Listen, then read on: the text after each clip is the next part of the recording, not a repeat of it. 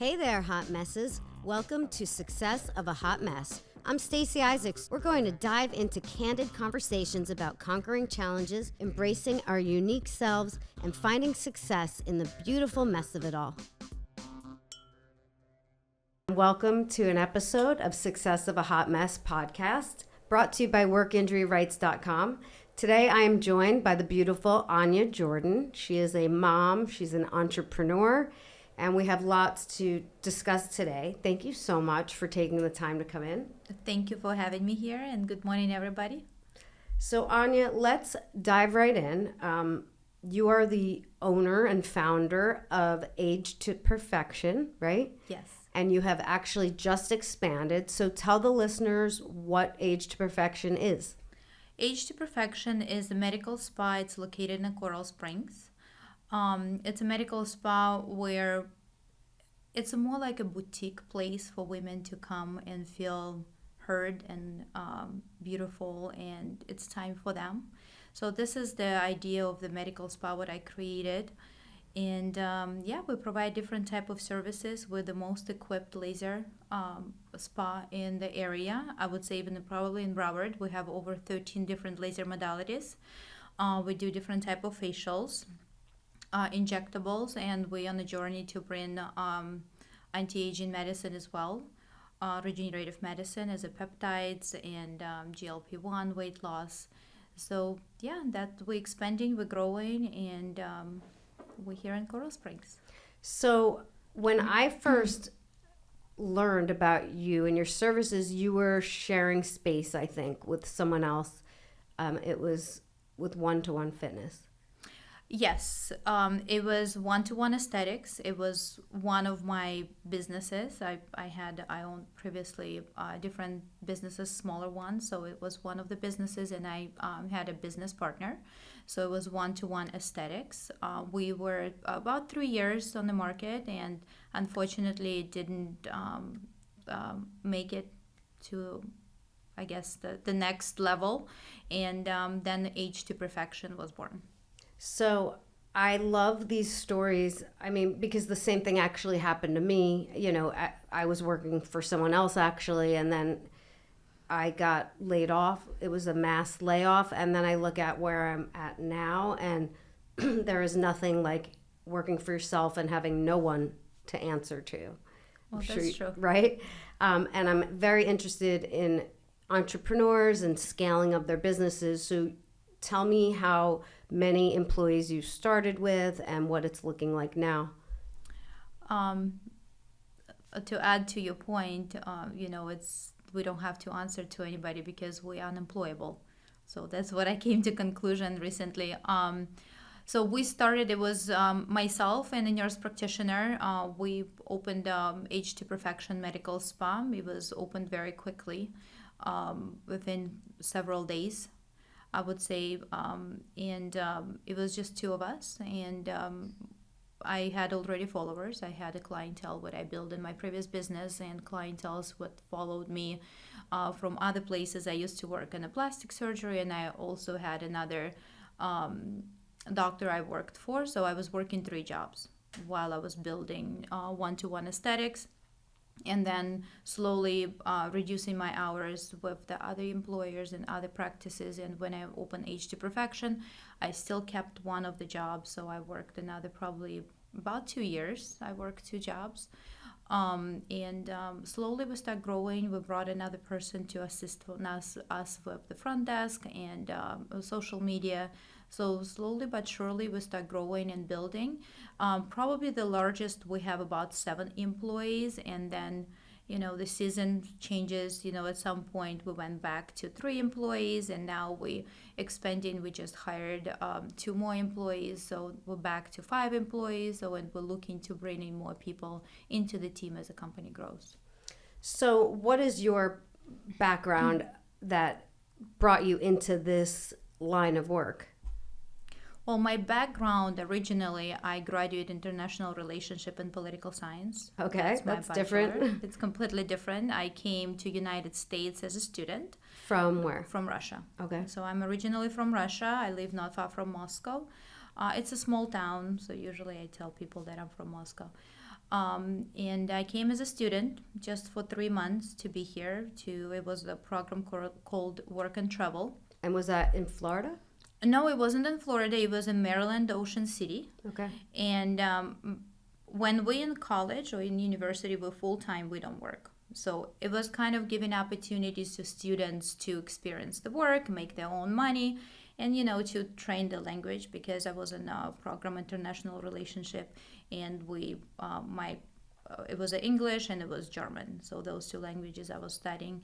And basically, I came with a job offer for the I think it was a server in the pizza place. And when they interviewed me, they were like, "We'll call you." I didn't speak any English, so I don't even know what they asked. I don't even know what I said. And I ended up working at the kitchen at one of the restaurants. And then my night job I was a salad girl, so it was fun.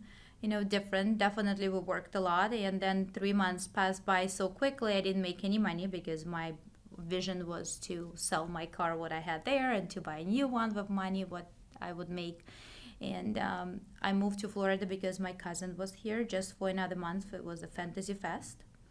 And he said, "Well, come over and you can be fun. You're going to, it's a big holiday." I came, and then I met my daughter's father, and I stayed, and I dropped university. So I went back eventually 2 years later, and I graduated university. I get my diploma and everything, but I definitely give a little hard time to my parents of that. And then slowly but surely, I realized that what am I going to do in America? So I, at that point, I already had my daughter, and I moved to Miami. I moved to Sunny Isles. I remember she was about 2 years old. Big Russian population there. Big Russian population. I had one friend there, so I really didn't have a car. I didn't have a job. I didn't have anything. So Wow. I just had my little girl. At that point, we split it with my partner, and so poorly speaking English. My friend helped me to get a job at Denny's. I worked there from 9 to 5. I realized later in years that people who helped me around, it was always women. Always. That's and interesting. I met another woman who introduced me to Mary Kay. Mary Kay Cosmetics. Mary Kay Cosmetics. And that's how it started. So at the morning I was at Denny's. At night I was selling Mary Kay. After midnight, I had a lady who I was giving ride to casino. I was her chauffeur. So you've really done it all. I've done it all. So yes, I worked like 3 jobs as well. Wait, let's go back to Denny's. How can you work 9 to 5 there? Were you a waitress? I was a waitress, and that's what I meant that, years later, I'm looking back in my schedule. No one had that schedule. That's a crazy time on your feet. And well, it's 9 to 5. It's a crazy schedule for the server because they don't have that perfect schedule. It's a regular office job, 9 to 5. Right. But sitting down, yeah. Sitting down. So, but we worked the shift, But the point is, people had 6 or 5 a.m. at Dennis. It's a breakfast place, 6 a.m. to 2 p.m. or from after. So I had a middle day shift because she understood I had no one to take care of my kid. So she was on in the daycare. Someone else was taking care of her, and as I said, years later, looking back, I was like, oh my God, she was supporting me because she couldn't say it to anybody. Right. It was kind of like, why you singling her out, giving her perfect Monday to Friday 9 to 5, while all of us working holidays and weekends and different shifts.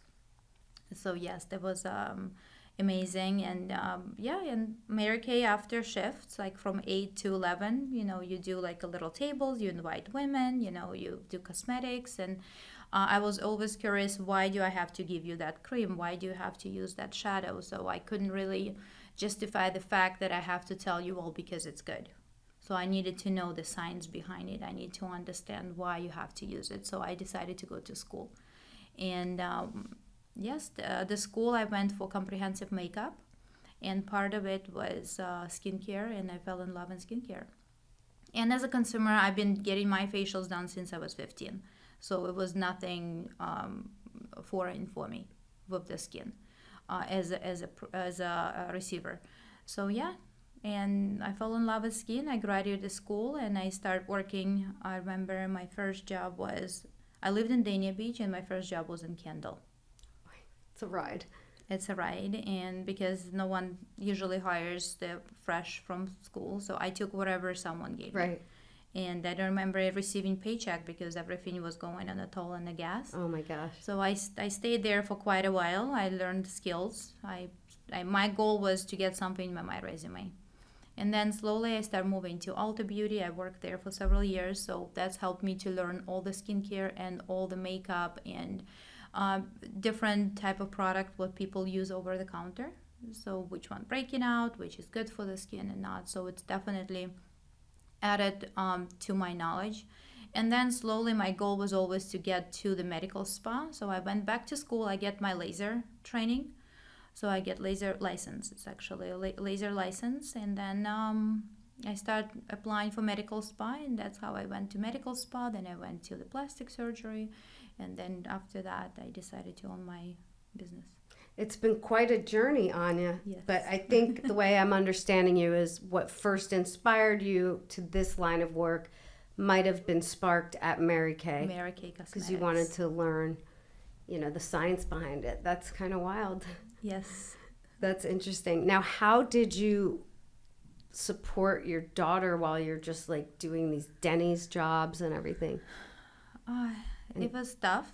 So when I went back to school, I brought her to Russia. So since she was little, every summer she went to Russia for 3 months, and she stayed with my mom and my dad, my parents, in the house where I grew up. And my parents offered to keep her for a little bit while I was at school. That's amazing. So she lived in Russia for 2.5 years, and I picked her up back when she was, I think 5.5, about 6, when it's time to go to kindergarten.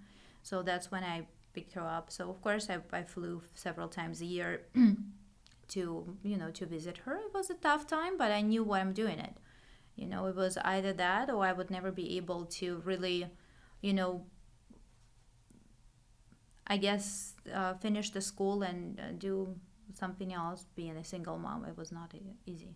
So people look, even my employees and probably yours, and they'll think, oh, the bosses are making so much money, but I don't think they realize the costs involved in, the marketing, just getting cases or getting patients. Would you agree that sometimes it looks more lucrative than it might actually be to run the business? Absolutely.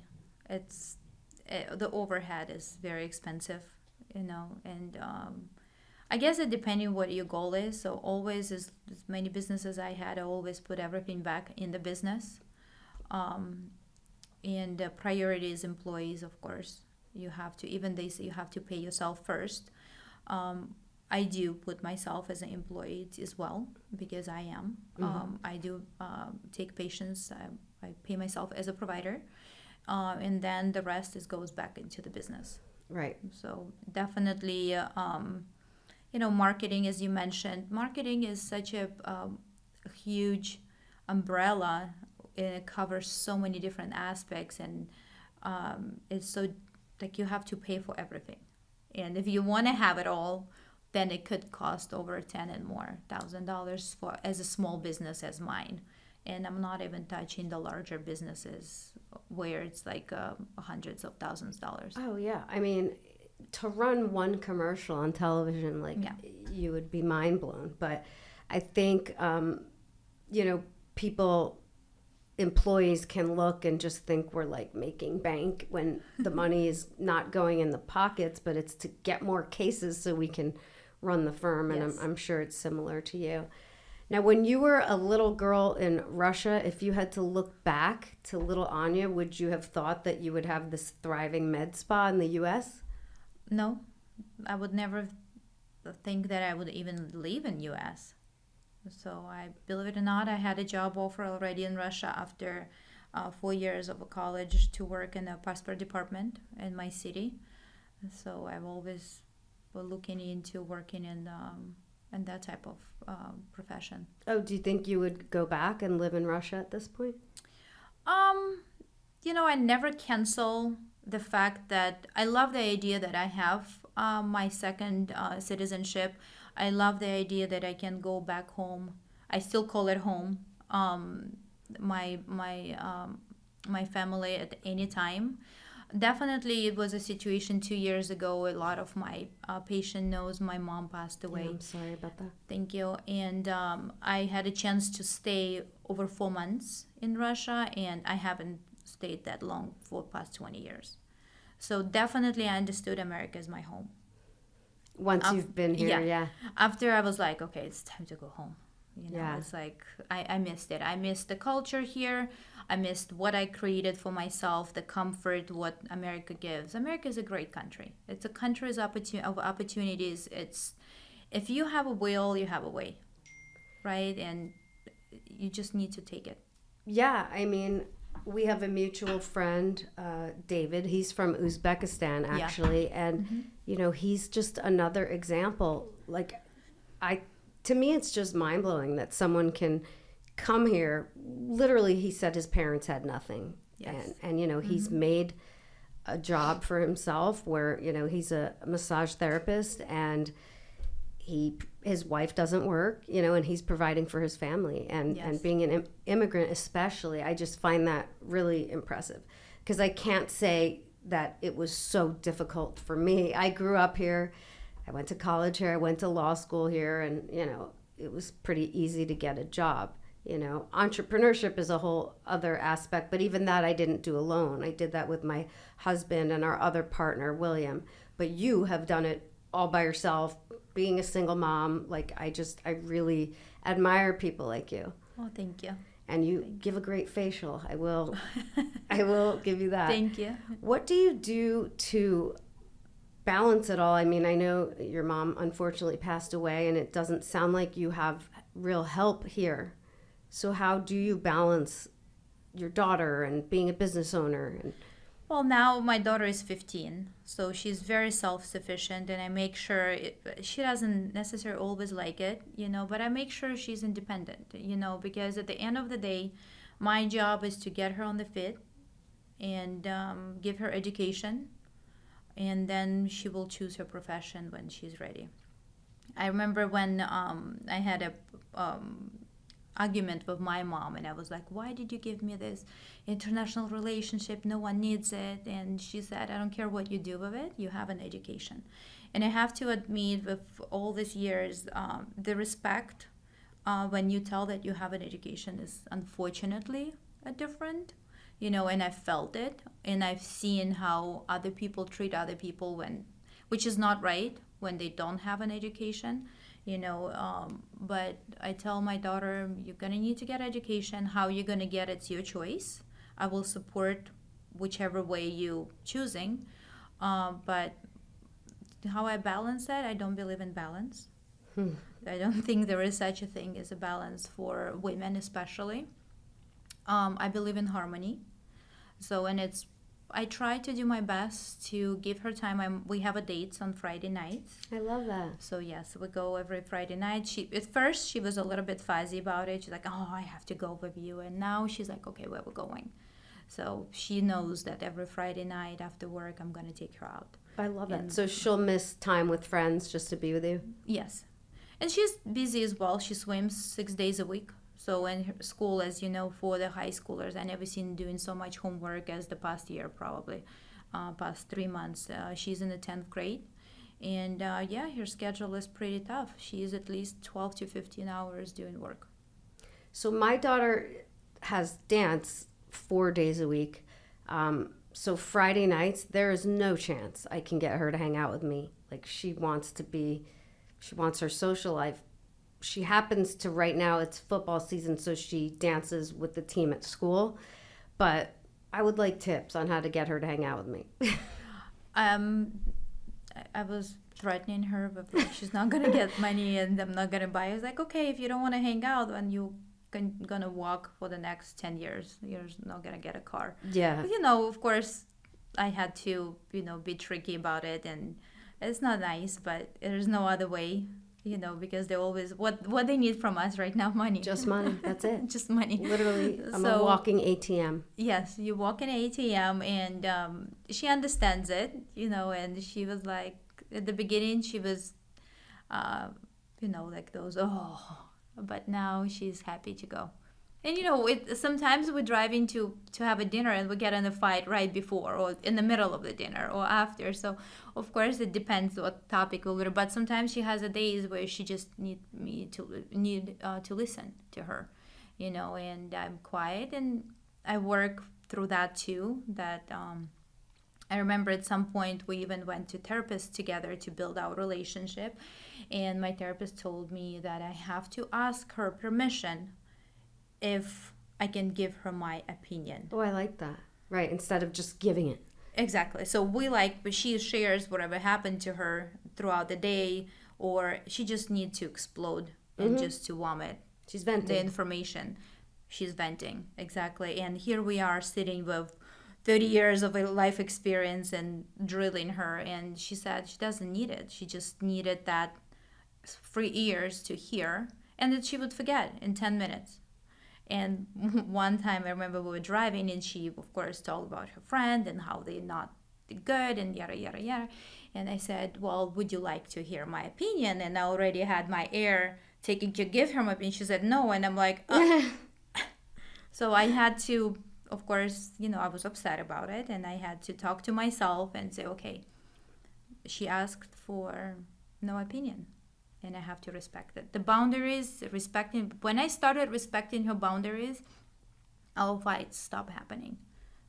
And if I need her help, I have to ask her, and she has to right to refuse, which I didn't like at the beginning too, because if I tell her I need my water and I wanted her to give me my water, she can say, no, I don't want to give you water, and I should be okay with that. I should get up and get my own water. That's funny. Well, I have 2 daughters, so they're incredibly different, like polar opposites, but the one, if I pick her up at 8:30 p.m. from dance, and she's been at school all day and then dance, she really doesn't want to chat on the way home. And I take it personally, and she's like, my social battery, like, it's drained. I just want to, like, silence or just scroll on the phone. She doesn't want to talk, and I'm trying to learn how to, because these times with our daughters are fleeting. It will be gone before we know it. That's why Friday nights works the best, because that's an opportunity for 2 hours where she can express herself. I ask what happened throughout the week, and again, just to listen. As I said, it's not always perfect. We do have a fight. Sometimes she's moody in the way she is answering. Now I get upset, I was like, okay, I brought you for dinner, and you like giving me attitude. Giving me an attitude, exactly. So, but most of the time it's better, and yeah, you could see how they're changing, like with the time. Yeah. And they mature, and then when something big happens, she really comes. Yeah. And then she expresses herself, and then she asked, I asked her, do you want my opinion? She's like, okay, give it to me. And then I would talk to her. I would ask her questions. I would make her to get to that conclusion herself. And I'm not always perfect, unfortunately. I thought I am. You look perfect. Well, thank you. So, getting back to what you do. So basically would you say you're giving women confidence? The services that you provide help women, and probably some men, feel better about themselves. How much of your clientele is female versus male? I would say we probably have about 15 to 20% male and 80% female. Okay. So just for the listeners who might not be familiar with Age to Perfection, I know you do all types of facials, lasers. Yes. Do you do Botox, fillers, stuff like that? Yes, we do. Okay. What about laser hair removal? Yes, we do. We do laser hair removal as well. Okay. Anything I'm forgetting? Do you do tattoo removal? We do tattoo removal. I usually evaluate the patient and see if my laser would be the best for that particular colors. And if not, I refer somewhere else. We do have CO2 laser, we do have erbium laser, we do have fractional for acne lasers, we do have intense pulse light for hyperpigmentation, discoloration. We do have a vascular lasers for any broken blood vessels.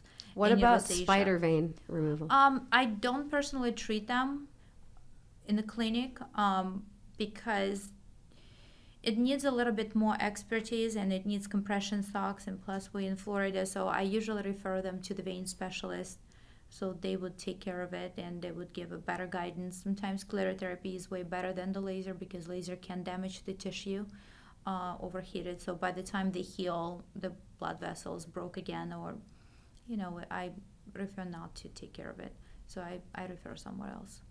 And for someone who wants to start a business, regardless what that business is, did you have a mentor, or how did you even know how to run a business? I didn't know how to run the business. I think I still don't know how to run the business. I'm learning. I started the business because I needed a job. I had a vision, and usually how providers start business. You have a manager who doesn't listen to you. You have an owner who is busy with his own stuff. So the provider in its own, it has a vision. It approaches the people above in the company, and there is no answer. So you go and you do it on your own, right? So when you start little by little investing in little things, and then you grow, and then you build your clientele. So definitely start slow. At first business, when I invested a lot of money, and that was probably not the best. And I bought the greatest, the most well-known technologies out there. And what I learned through 13 years of a laser experience, being a laser tech, a lot of devices, great devices. It's all who is behind device. Right. So who is operating the device, who is doing the facial, what is their knowledge? Because you can give a great facial without using any technologies, and you can give in the worst facial using the latest and greatest. So it's all about the person and knowledge. Yeah, I can say the same thing for the law firm. Finding people has been the biggest challenge. We have the cases coming in, but who is handling these cases? So that that's a challenge. I think in the business, that's the biggest challenge. And if you say, I don't know how to manage people, I'll be honest. It's hard for me, and I learn as I go. I always admire people who is very efficient in running people and leading them. But I do believe it's a skill, and I will learn it. Yeah, you will. I mean, you're doing great. I'm still uncomfortable when people refer to me as their boss. I don't know why. It makes me uncomfortable, even though I guess technically it's true, but it feels strange. Have you ever had to terminate somebody? I have. That is the worst. My least favorite thing. The first time when I terminate someone, I was crying all night. Oh gosh. Oh my God, I was so heartbroken, and I was just, it was very emotionally hard for me. And then I started thinking about her kids and her family and this and that, but she was not good for the company. And terminating someone, if you look in a different perspective of it, you're actually doing them a favor. And I do give a chances to people, try. I train them again, and the first person who I usually blame for person who you hired not succeeding is myself. If the person is not succeeding, it means you didn't give a proper training. And I would sit down with them and I would ask what is going on wrong, why is this happening, and we would focus on that. I will try to explain again, and given if the person is not cooperating or they're not interested in that, they're not going to succeed. And maybe it's the good opportunity for them to be somewhere else to do things what they really enjoy. And you're going to do them actually a big favor than to keeping them on the seat where they don't belong to. Oh, that is a nice way of looking at it. So yes, I still cry when I let people go. I still, my voice is shaking when I have to have hard conversations. It's uncomfortable. Mm-hmm. And the hard conversation has to happen in order for practice to succeed, and something to not being stagnant. Right.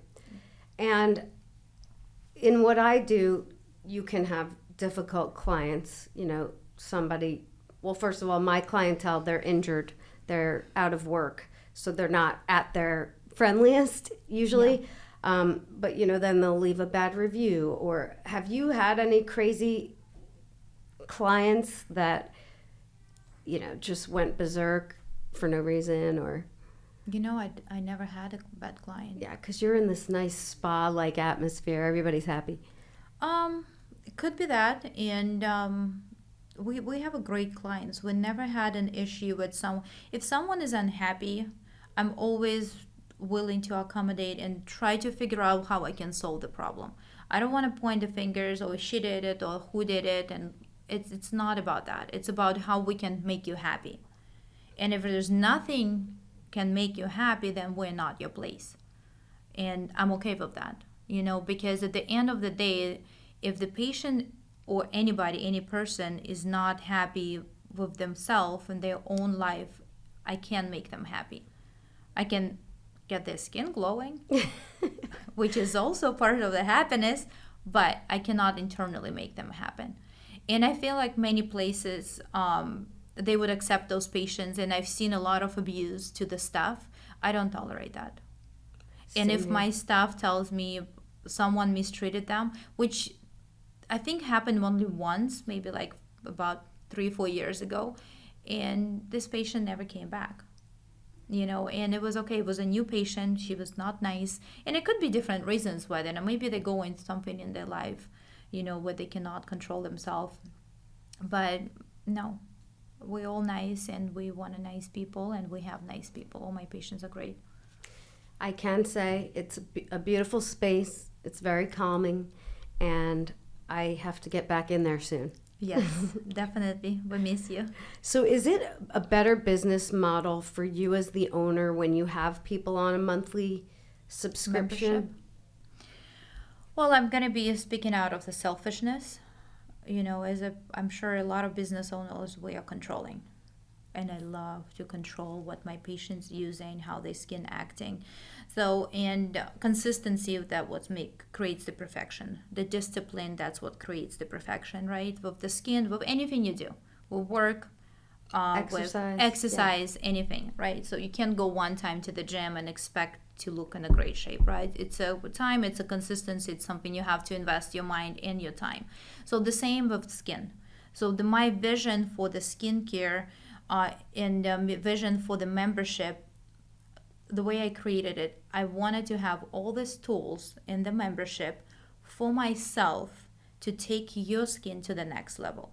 If I'm going to limit you with 1 to 2 facials and you have any additional concerns, then it has to be additional service, additional charge. So I created a membership structure so I can choose for you what you need in that day. And I just listen to your concerns. I listen what you would like to fix. We would use the membership program first for several months to see how much improvement we have, and of course with the skincare. And if that's not going to give you the results you're looking for, I can take you to the next level with the lasers, which you also have additional discount as a VIP client to get that service. So you must be looking at me and at my sun damaged skin and being like, she needs this, she needs that, she needs this. I was a sun worshiper. I kind of still am. I know it's not good for my skin, but I love it. Well, you gotta have to, as we said, I don't believe in balance, but you have to have a balance here, right? You gotta have to understand, of course, you cannot go in the middle of the day at noon and lay down and bake yourself, right? So you have to choose the right time. You have to make sure you protect your skin with the sunblock. Also if you get a nice tan, that's great. You need your vitamin D. If I'll go at that time and lay down, I'll burn. So right. You have to be mindful what you're doing with your skin. And it's your largest organ. So, and unfortunately, as we aging, a lot of damage comes on the surface. It's true. And my almost 17-year-old daughter is obsessed. I call her tanorexic because she never thinks she's tan enough, and she likes to be really dark. And I say, you don't want to look like this. And she's like, I do. Like, you're so pretty. I do want to. But yeah, I mean, especially being in Florida, we have to take extra precautions, right? Yes. Well, I want to thank you, Anya, for coming on. Everybody go check out Age to Perfection. Thank you. They're right here in Coral Springs. There's a service there for everyone. In fact, David, my husband, he has gotten facials there before. He was very impressed. So there's a service there for everyone, and I have to come back in. Thank you. Thank you for having me, and it was my pleasure. And much success on the expansion. Wishing you the best. Thank you. Thanks. Thanks for tuning in to another episode of Success of a Hot Mess. If you loved what you heard today, be sure to subscribe so that you never miss a beat. Until next time, keep rocking those hot mess moments with style and grace. Cheers.